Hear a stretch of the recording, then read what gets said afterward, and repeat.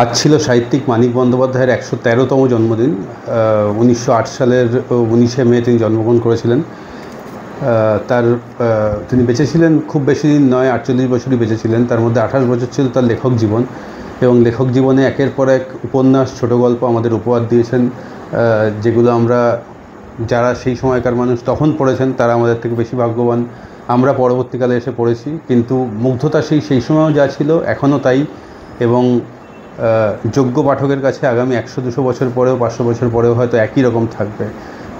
মানিক বন্দ্যোপাধ্যায় আমি একটু বেশি বয়সে পড়তে শুরু করেছিলাম। অল্প বয়সে মানিক বন্দ্যোপাধ্যায় খুব একটা পড়া হয়নি। অল্প বয়সে শরৎচন্দ্রের উপন্যাস, গল্প, বঙ্কিম, রবি, সুনীল, শীর্ষেন্দু, সমরেশ, সেগুলোই বেশি পড়া হয়েছে। কিন্তু it is never too late. তো মানিক বন্দ্যোপাধ্যায় পড়ছি অসাধারণভাবে।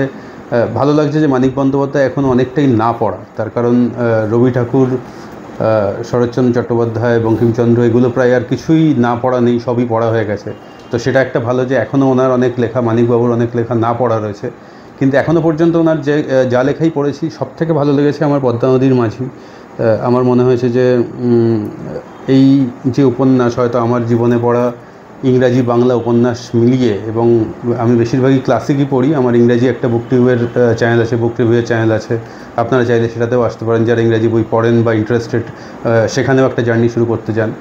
তো ইংরাজির মধ্যেও শুধুমাত্র আপনার ব্রিটিশ লিটারেচার নয়, সেখানে American literature, South Korean, Chinese literature, Japanese, African, you name it, I read all. আমি সমস্ত কিছুই পড়ি। কিন্তু তাও আমার মনে হয় যে সব কিছু মিলিয়ে মনে হয় আমার জীবনে পড়া সেরা 10টা বইয়ের মধ্যে একটা এটা তো হবেই। এতটাই আমাকে মুগ্ধ করেছিল, মন্ত্রমুগ্ধ করেছিল, এবং এর যে চরিত্র, তার যে বিন্যাস, কাহিনী যেরকম ভাবা যায় না আর কি, অবিশ্বাস্য ব্যাপার আর কি। ছোট গল্প পড়েছি মানিকবাবুর অনেক, তার মধ্যে অতসীমা আমি গল্পটা আমার অসাধারণ লেগেছিল। সেই গল্পও এই পদ্মা নদীর মাঝির মতনই আর কি। ওরকম ছোট গল্প মনে হয় জীবনে একবারই পড়া যায়, একবার দুবার পড়া যায়। এবং আমার পড়া সেরা ছোট গল্পগুলোর মধ্যে, 10টা ছোট গল্পগুলোর মধ্যে অতসীমা তো থাকবেই।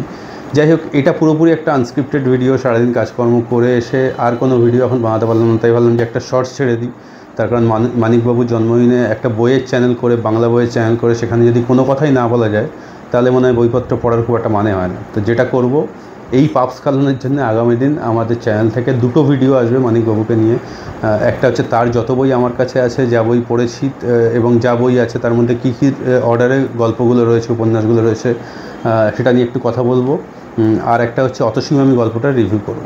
ভালো থাকবেন সবাই।